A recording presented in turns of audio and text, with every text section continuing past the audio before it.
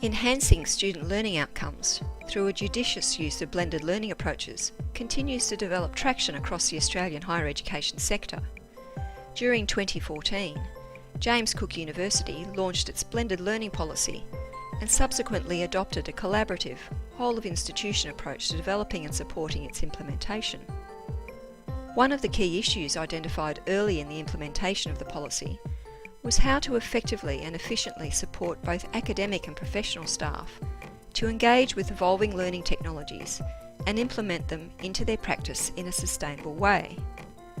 The Going Viral project, funded by the Australian Office for Learning and Teaching, used a case study approach to investigate existing informal networks of staff at the university. These aims were proposed as a means of investigating the types of leadership roles staff are adopting around the use of learning technologies.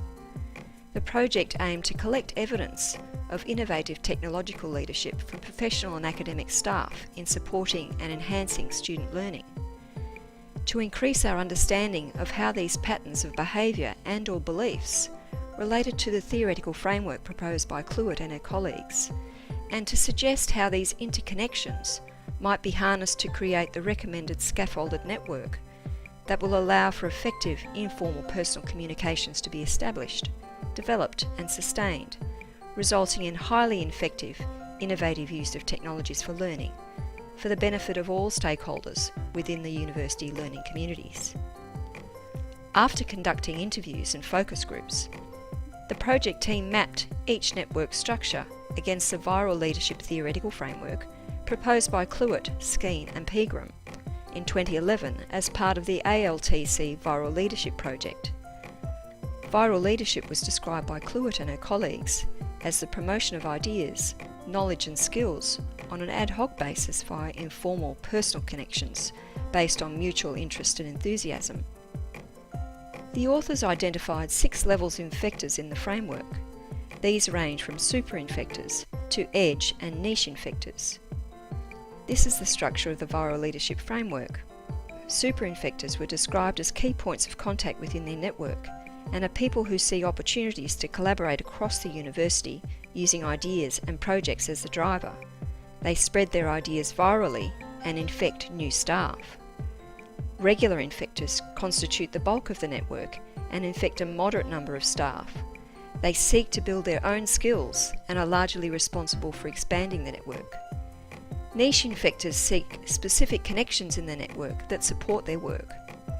They only infect or are infected by people that are relevant to them and do not connect outside this niche. Edge infectors have a casual interest in the network and are infected by it, but do not infect others. They participate solely for their own development. Surface infectors are strong advocates for the network and are active infecting new staff, however participate minimally themselves. Finally, formal infectors actively promote the network as part of their official role. It is important to note that these categories are not mutually exclusive.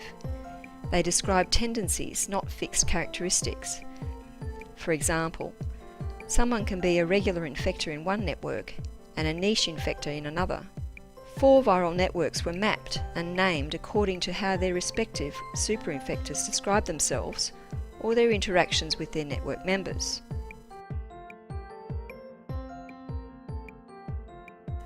After each of the networks were mapped, key enablers and barriers to sustainable learning technology use were proposed. The key enablers identified were active in-network professional development that focused on a limited number of learning technologies and significant informal sharing of ideas and approaches to learning technology use. In contrast, key barriers identified were a lack of time to learn and enact the learning technologies and insufficient central institutional support. Viral networks present an ideal opportunity for informal sharing of ideas and practices that work in specific disciplinary contexts.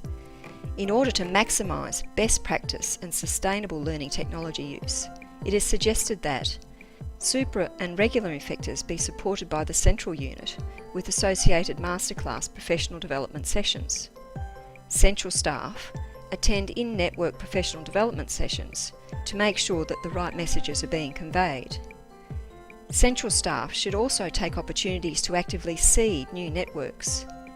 And finally, that opportunities for interactions between the networks are actively promoted.